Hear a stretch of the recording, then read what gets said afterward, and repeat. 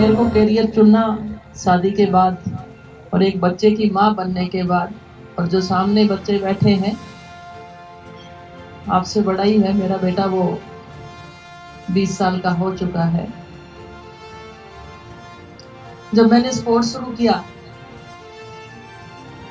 तो जो एथलीट आज आपके सामने खड़ी है, कभी डॉक्टर्स ने मना कर दिया था कि तुम स्पोर्ट्स नहीं कर सकती, अगर तुम स्पोर्ट्स करोगी तो बेड पे आ जाओगी।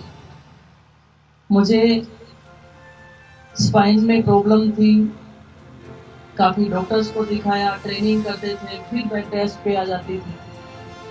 और आपके सामने वीरेंद्र पूनिया जी बैठे हैं, ये मेरे कोच रहे। हमने काफी नई नई एक्सरसाइजें इजाद की। 2005 के अंदर पहला इंटरनेशनल मेडल मैंने सेफ गेम में जीता। उसके बाद 2006 के अंदर एशियन गेम में ब्रॉन्ज मेडल जीता तो ने। और उसी वर्ष मेलबोर्न ऑस्ट्रेलिया में कॉमनवेल्थ गेम थी।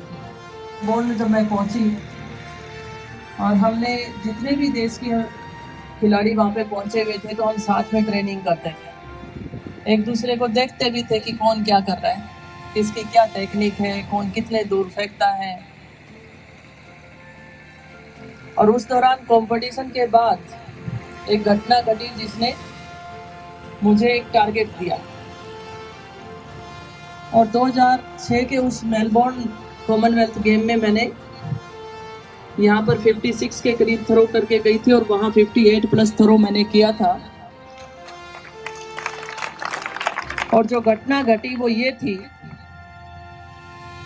जिस लड़की ने गोल्ड मेडल जीता था उसका कोच 5वें नंबर पर आने वाली लड़की को ये कह रहा था कि मुझे किसी से डर था कि मेरी लड़की को कोई पीछे छोड़ सकता है, तो वो तुम थी।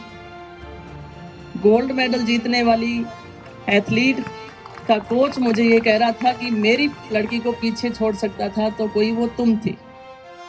और उसी दिन हमने भी एक टारगेट बनाया, एक लक्ष्य निर्धारित किया कि आने वाले कॉमनवेल्थ गेम होंगे उसमें गोल्ड मेडल मेरा है। पर वो आसान राह नहीं थी। इन 4 वर्षों के अंदर 2006 से लेके 2010 तक बहुत कड़ी मेहनत की। कभी कभी 3 टाइम भी ट्रेनिंग करती थी। जहां पर मौसम ठंडा होता, जिस देश में हम ट्रेनिंग करते, तो वहां पर मेरी 3 टाइम ट्रेनिंग चलती थी।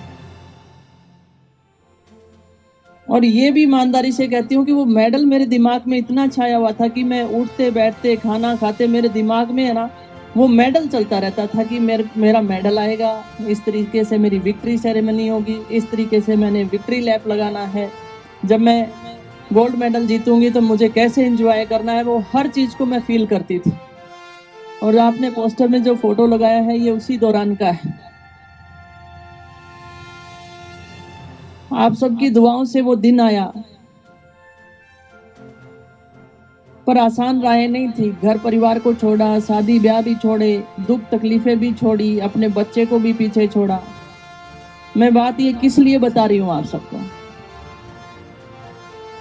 मैं भी आपकी तरह बहुत सामान्य परिवार से आती हूँ। आप भी ये सब कर सकते हो, इसलिए आपको ये बात बता रही हूँ।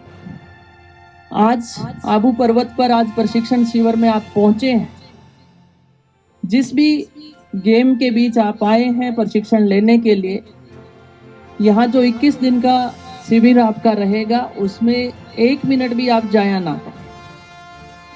अच्छी ट्रेनिंग करें, अच्छे कोचेज आपको कैंप में प्रोवाइड करवाए गए हैं। कुछ रूल्स भी रहते हैं गेम के, कई बार हमें कोच बताता है तो उससे ज्यादा करने की कोशिश करते हैं, वो भी ठीक नहीं है।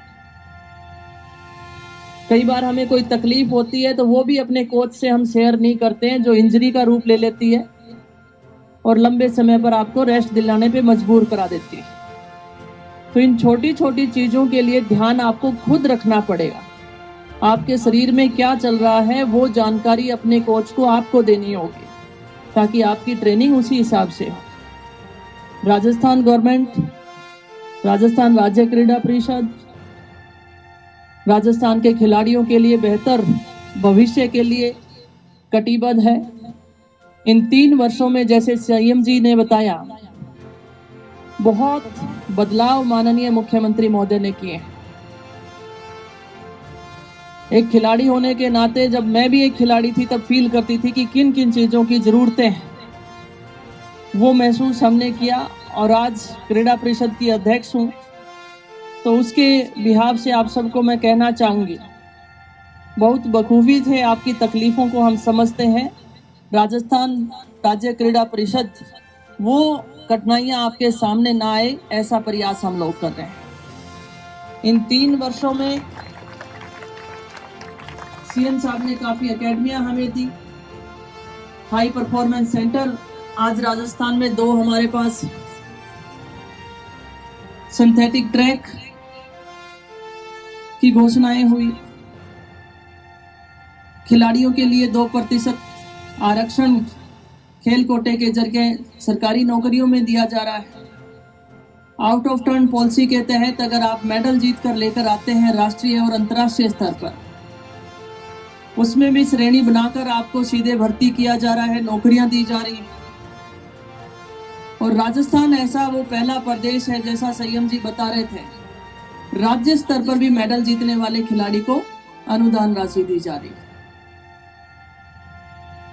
और जब आप अंतर्राष्ट्रीय स्तर पर Asian game, Commonwealth game, Olympic, इनमें मेडल जीतते हो, तो यूं समझ लो राजस्थान सरकार आपके लिए खजाने के द्वार खोल देती है। 25 बीघा जमीन, जयपुर के अंदर आपको रहने के लिए प्लॉट, पैसे, नौकरी, पैसे भी कितने, 3 करोड़, 2 करोड़, 1 करोड़, कमी नहीं है ना। तो वो रास्ता हम आपको दिखा रहे हैं कि उस रास्ते पे आपको जाने की जरूरत है। तो पढ़ोगे, लिखोगे, बनोगे नवाब, और खेलोगे कूदोगे तो बनोगे लाजवाब, होगी अब ये कहावत। नीरज चोपड़ा ने जब थ्रो किया था, पूरा देश गर्व से आज नीरज चोपड़ा को देखता है कि नहीं देखता? हिस्ट्री बनाई है उसने, इतिहास रचा है। भारत में पहली बार एथलेटिक्स में, ओलंपिक में मेडल हमारे नीरज चोपड़ा ने जीता है। उसी तरीके से बहुत सारे नीरज, बहुत सारी साइना नेहवाल, बहुत सारे मैरी कॉम, ऐसे खिलाड़ी आप सबके बीच में बैठे हैं। अपनी उस प्रतिभा को पहचानने की जरूरत है। और मेरी खुद की इच्छा थी कि काफी बार आबू पर्वत के प्रशिक्षण शिविर के बारे में सुना था, तो मैं इसीलिए भी पहुंची कि आप सबके बीच में मेरा जाना भी हो जाएगा, कुछ अपनी एक्सपीरियंस है वो भी शेयर कर लूंगी। एक बात और लास्ट में कहना चाहूंगी, हमारे इंडियन एथलीट जब भी कोई कंपटीशन करते हैं तो वो दबाव बहुत महसूस करते हैं। आप ट्रेनिंग में तो अच्छा करते हो, लेकिन जब आप परफॉर्मेंस देने जाते हो तो पहले ये सोचने लग जाते हो कि मेरा अगर परफॉर्मेंस ठीक नहीं रही तो क्या जवाब दूंगा, है कि नहीं, या क्या जवाब दूंगी, कोच क्या कहेगा, दोस्त क्या कहेंगे, समाज क्या कहेगा। सारी फिक्र छोड़ दो। जो खेल के मैदान में ट्रेनिंग के दौरान जो परफॉर्मेंस आप दे रहे हो, वो परफॉर्मेंस कंपटीशन के दौरान आप देने की कोशिश करेंगे तो निश्चित तौर पर आप बेहतर करेंगे, निश्चित तौर पर आप बेहतर करेंगे। और खेल तो हमें जिंदगी जीना सिखाता है। हारेंगे तो भी उसी पल हमें ये ठानना है कि अगली बार जीत मेरी। अच्छी भावना से आप खेलें, ये मैं आपको शुभकामनाएं देती हूँ। सभी कोचेज को भी मैं कहना चाहूंगी कि आप बहुत महत्वपूर्ण समय यहाँ पर देने आए हैं। अब ट्रेनिंग में भी काफ़ी बदलाव आए हैं। उम्मीद करती हूँ कि आपके द्वारा बताए गए गुर इन बच्चों के भविष्य के लिए सही साबित होंगे। शुभकामनाएं आज की शाम के लिए। बहुत बहुत आभार, धन्यवाद, जय हिंद।